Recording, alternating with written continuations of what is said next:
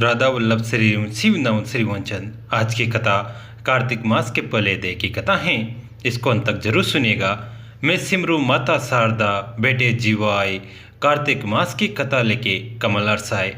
नेमी सारणी तीर्थ में श्री सूत जी ने 28,000 सनकादिक ऋषियों से कहा। अब मैं आपको कार्तिक मास की कथा विस्तार पूर्वक सुनाता हूँ, जिसका श्रवण करने से मनुष्य के सभी पाप नष्ट हो जाते हैं और अंत समय में वैकुंठ धाम की प्राप्ति होती है। सूत जी ने कहा, श्री कृष्ण जी से अनुमति लेकर देवर्षि नारद के चले जाने के पश्चात सत्यभामा प्रसन्न होकर भगवान श्री कृष्ण से बोली, हे प्रभु, मैं धन्य हुई, मेरा जन्म सफल हुआ।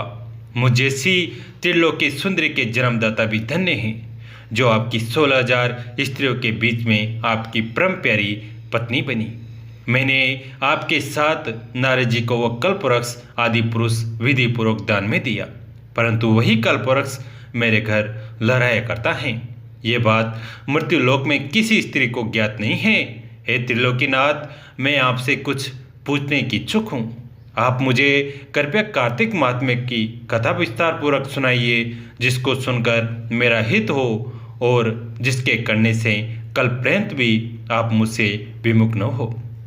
सूत जी आगे बोले, सत्यभामा के ऐसे वचन सुनकर श्री कृष्ण ने हंसते हुए सत्यभामा का हाथ पकड़ा और अपने सेवकों को वहीं रुकने के लिए कहकर विलास युक्त अपनी पत्नी को कल्पवृक्ष के नीचे ले गए। फिर हंसकर बोले, हे प्रिय, 16,000 रानियों में से तुम मुझे प्राणों के समान प्यारी हो। तुम्हारे लिए मैंने इंद्र एवं देवताओं से विरोध किया था। हे कांते, जो बात तुमने मुझसे पूछी है उसे सुनो। एक दिन मैंने श्री कृष्ण तुम्हारी यानी सत्यभामा की इच्छा पूर्ति के लिए गरुड़ पर सवार होकर इंद्र लोक जाकर कल्पवृक्ष मांगा। इंद्र द्वारा मना किए जाने पर इंद्र एवं गरुड़ में घोर संग्राम हुआ और गोलोक में भी गरुड़ जी गौओं से युद्ध किया। गरुड़ की चोंच की चोट से उनके कान एवं पूंछ कटकर गिरने लगे, जिससे 3 वस्तुएं उत्पन्न हुई। कान से तंबाकू, पूंछ से गोभी और रक्त से मेहंदी बनी। इन तीनों का प्रयोग करने वाले को मोक्ष नहीं मिलता। तब गौओं ने भी क्रोधित होकर गरुड़ पर वार किया, जिससे उनके 3 पंख टूटकर गिर गए। इनके पहले पंख से नीलकंठ, दूसरे से मोर और तीसरे से चकवा चकवी उत्पन्न हुए। हे प्रिय, इन तीनों का दर्शन करने मात्र से ही सुफल प्राप्त हो जाता है। यह सुनकर सत्यभामा ने कहा, हे प्रभु, कृपया मुझे मेरे पूर्व जन्मों के विषयों में बताइए कि मैंने पूर्व जन्म में कौन कौन से दान, व्रत व जप नहीं किए हैं। मेरा स्वभाव कैसा था, मेरे जन्मदाता कौन थी और मुझे मृत्युलोक में जन्म क्यों लेना पड़ा। मैंने ऐसा कौन सा पुण्य के कर्म किया था जिससे मैं आपकी अर्धांगिनी हुई। श्री कृष्ण ने कहा, हे प्रिय, अब मैं तुम्हारे द्वारा पूर्व जन्म में किए गए पुण्य कर्मों को विस्तार पूर्वक कहता हूँ, उसे सुनो। पूर्व समय में सतयुग के अंत में मायापुरी में अत्रि गोत्र में वेद वेदांत का ज्ञाता देव शर्मा नामक एक ब्राह्मण निवास करता था। वह प्रतिदिन अतिथियों की सेवा, हवन और सूर्य भगवान का पूजन किया करता था। वह सूर्य के समान तेजस्वी था। वृद्धावस्था में उसे गुणवती नामक कन्या की प्राप्ति हुई। वह पुत्रहीन ब्राह्मण ने अपनी कन्या का विवाह अपने ही चंद्र नामक शिष्य के साथ कर दिया। वह चंद्र को अपने पुत्र के समान मानता था और चंद्र भी उसे अपने पिता की भांति सम्मान देता था। एक दिन वे दोनों कुश व समीधा लेने के लिए जंगल में गए। तब वे हिमालय की तलहटी में भ्रमण कर रहे थे। तब उन्होंने एक राक्षस आता हुआ दिखाई दिया। उस राक्षस को देखकर भय के कारण उनके अंग शिथिल हो गए और वे वहां से भागने में भी असमर्थ हो गए। तब उस काल के समान राक्षस ने उन दोनों को मार डाला। चूंकि वे धर्मात्मा थे, इसलिए मेरे पार्षदों ने मेरे वैकुंठ धाम में मेरे पास ले आए। उन दोनों द्वारा आजीवन सूर्य भगवान की पूजा किए जाने के कारण मैं दोनों पर अति प्रसन्न हुआ। गणेश जी, शिव जी, सूर्य व देवी, इन सब की पूजा करने वाले मनुष्य को स्वर्ग की प्राप्ति होती है। मैं एक होता हुआ भी काल और कर्मों के भेद से 5 प्रकार का होता हूँ। जैसे एक देवदत्त, पिता, भ्राता आदि नामों से पुकारा जाता है। जब वे दोनों विमान पर आरूढ़ होकर सूर्य के समान तेजस्वी रूपवान चंदन की माला धारण किए हुए मेरे भवन में आए, तो वे दिव्य भोगों को भोगने लगे। कार्तिक मास में जो भगवान विष्णु का भक्त प्रातःकाल स्नान करके पवित्र होकर कोमल तुलसी दल से भगवान विष्णु की पूजा करता है, वो निश्चय ही मोक्ष प्राप्त कर लेता है। यदि तुलसी के आधे पत्ते से भी प्रतिदिन भगवान विष्णु की पूजा की जाए तो वे स्वयं आकर दर्शन देते हैं।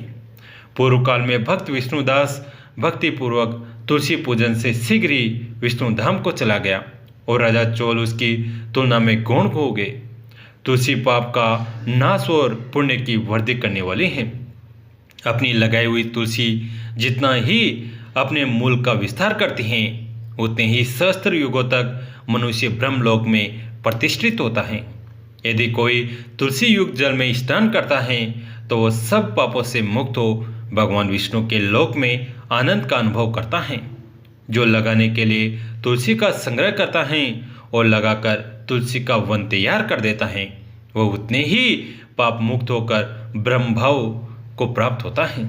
जिसके घर में तुलसी का बगीचा विद्यमान है, उसका घर तीर्थ के समान है।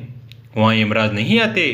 तुलसी वन सब पापों को नष्ट करने वाला, पुण्यमयी तथा अभीष्ट कामनाओं को देने वाला है। जहाँ तुलसी वन की छाया होती है, वहीं पितरों की तृप्ति के लिए श्राद्ध करना चाहिए। जो आदरपूर्वक प्रतिदिन तुलसी की महिमा सुनता है, वह सब पापों से मुक्त हो ब्रह्मलोक को जाता है। इसलिए कार्तिक मास में तुलसी का पौधा जरूर लगाए, पूजन करे तथा सुबह और संध्या को दीपदान करे। स्कंद पुराण में श्री भगवान स्वयं कहते हैं कि जो तुलसी काष्ठ की माला, तुलसी लकड़ी की माला भक्ति पूर्वक निवेदन करके फिर प्रसाद रूप से उसको स्वयं धारण करता है, उसके पातकों का नाश हो जाता है और उसके ऊपर मैं सदैव प्रसन्न रहता हूँ। कार्तिक मास में प्रत्येक व्यक्ति को अपने पापों का नाश करने के लिए तुलसी काष्ठ माला धारण करनी चाहिए। श्री पार्वती जी ने कहा, भगवान आप सब तत्वों के ज्ञाता हैं। आपकी कृपा से मुझे श्री विष्णु संबंधी नाना प्रकार के धर्म सुनने को मिले जो समस्त लोक का उद्धार करने वाले हैं।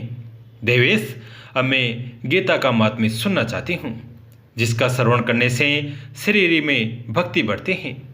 श्री महादेव जी बोले, जिनका श्री विग्रह अलसी के फूल की भांति श्याम वर्ण का है, पक्षीराज गरुड़ी जिनके वाहन हैं, जो अपनी महिमा से कभी च्युत नहीं होते तथा शेषनाग की सैया पर शयन करते हैं, उन भगवान विष्णु की हम उपासना करते हैं। एक समय की बात है, मूर्धदेवता के नाशक भगवान विष्णु शेषनाग के रमणीय आसन पर सुखपूर्वक विराजमान थे। उस समय समस्त लोगों को आनंद देने वाली भगवती लक्ष्मी ने आदरपूर्वक प्रसन्न किया। श्री लक्ष्मी ने पूछा, भगवान आप संपूर्ण जगत का पालन करते हुए भी अपने ऐश्वर्य के प्रति उदासीन से होकर जो इस क्षीर सागर में नींद ले रहे हैं, इसका क्या कारण है? श्री भगवान बोले, सुमुखी, मैं नींद नहीं लेता हूँ, अपितु तत्व का अनुसरण करने वाली अंतर्दृष्टि के द्वारा अपने ही महेश्वर तेज का साक्षात्कार कर रहा हूँ। देवी, ये वही तेज है जिसका योगी पुरुष कुशाग्र बुद्धि के द्वारा अपने अंतकरण में दर्शन करते हैं तथा जिससे मीमांसक विद्वान वेदों का सार तत्व निश्चित करते हैं। वह महेश्वर तेज का एक अजर प्रकाश स्वरूप, आत्म स्वरूप, रोग शोक से रहित अखंड आनंद का पुंज, निश्चिंद यानी निर्ही तथा द्वैत रहित हैं। इस जगत का जीवन उसी के अधीन है, मैं उसी का अनुभव करता हूँ। देवेश्वरी, यही कारण है कि मैं तुम्हें नींद लेता सा प्रतीत हो रहा हूँ। श्री लक्ष्मी ने कहा, हृषिकेश, आप ही योगी पुरुषों के देह हैं, आपके अतिरिक्त भी कोई ध्यान करने योग्य तत्व हैं। यह जानकर मुझे बड़ा कौतूहल हो रहा है। इस चराचर जगत की सृष्टि और संहार करने वाले स्वयं आप ही हैं। आप सर्वसमर्थ हैं। इस प्रकार की स्थिति में होकर भी यदि आप उस परम तत्व से भिन्न हैं तो मुझे उसका बोध कराइए। श्री भगवान बोले, प्रिय, आत्मा का स्वरूप द्वैत और अद्वैत से पृथक, भाव और अभाव से मुक्त तथा आदि और अंत से रहित है। शुद्ध ज्ञान के प्रकाश से उपलब्ध होने वाला तथा परमानंद स्वरूप होने के कारण एकमात्र सुंदर है। यही मेरा ईश्वरीय रूप है। आत्मा का ये तो ही सबके द्वारा जानने योग्य है। गीता शास्त्रों में इसी का प्रतिपादन हुआ है। अमित तेजस्वी भगवान विष्णु के ये वचन सुनकर लक्ष्मी देवी ने शंका उपस्थित करते हुए कहा, भगवान, यदि आपका स्वरूप स्वयं परमानंदमय और मन वाणी की पहुंच के बाहर है, तो गीता कैसे उसका बोध कराती है? मेरे इस संदेह का आप निवारण कीजिए। श्री भगवान बोले, सुंदरी सुनो, मैं गीता में अपनी स्थिति का वर्णन करता हूँ। कर्मशः 5 अध्यायों को तुम 5 मुख जानो, 10 अध्यायों को 10 भुजाएं समझो तथा 1 अध्याय को उधर और 2 अध्याय को दोनों चरण कमल जानो। इस प्रकार ये 18 अध्यायों की वागई ईश्वरीय मूर्ति ही समझनी चाहिए। ये ज्ञान मात्र से ही महान पातकों का नाश करने वाली हैं। जो उत्तम बुद्धि वाला पुरुष गीता के 1 या आधे अध्याय का अथवा 1 या आधे या चौथे श्लोक का भी प्रतिदिन अभ्यास करता है, वह सुशर्मा के समान मुक्त हो जाता है। श्री लक्ष्मी जी ने पूछा, देव, सुशर्मा कौन था, किस जाति का था और किस कारण से उसकी मुक्ति हुई? श्री भगवान बोले, प्रिय, सुशर्मा बड़ी खोटी बुद्धि का मनुष्य था। पापियों का तो वो शिरोमणि ही था।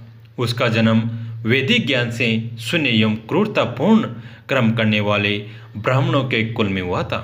वह न ध्यान करता था, न जप, न होम करता था, न अतिथियों का सत्कार।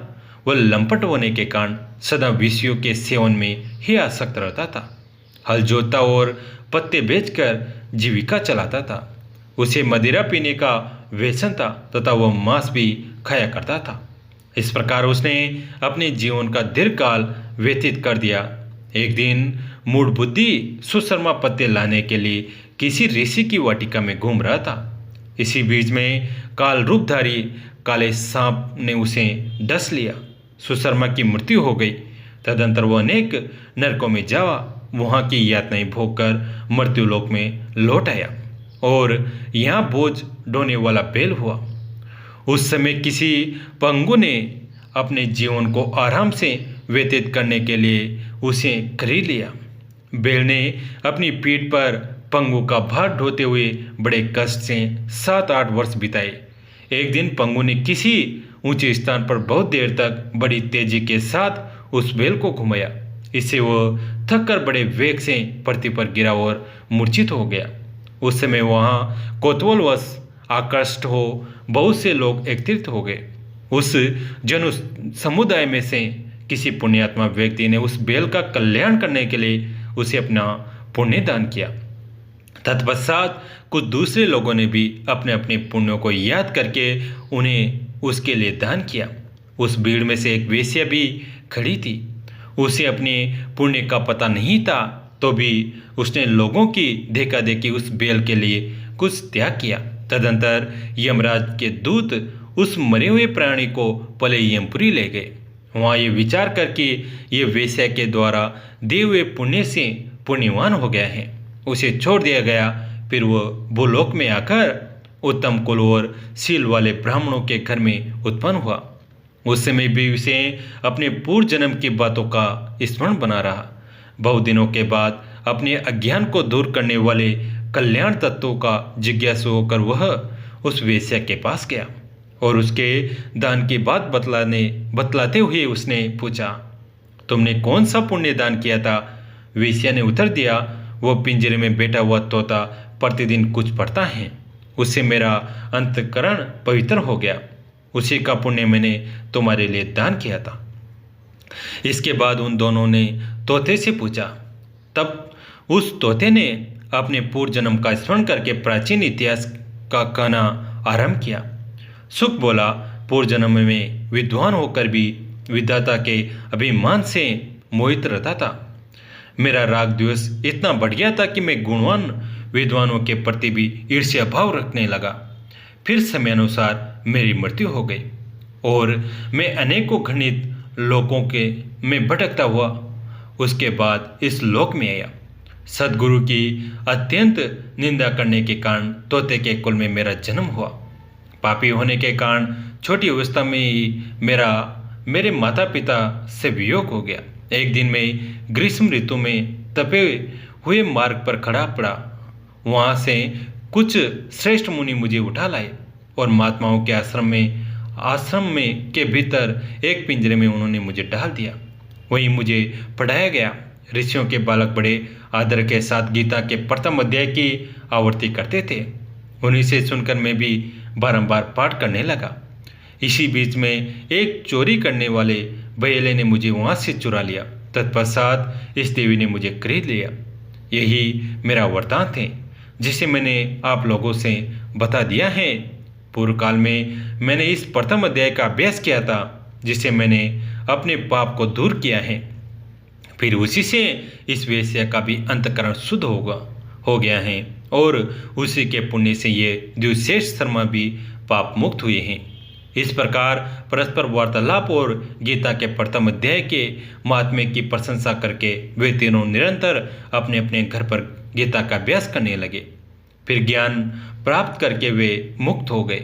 इसलिए जो गीता के प्रथम अध्याय को पढ़ता, सुनता अथवा अभ्यास करता है उसे इस भवसागर को पार करने में कोई कठिनाई नहीं होती। कैसी लगी आज की कथा? अगर अच्छी लगी तो इसे अपने दोस्तों के साथ, फैमिली के साथ शेयर करें। कहानी अंत तक सुनने के लिए आप सभी का तहे दिल से धन्यवाद।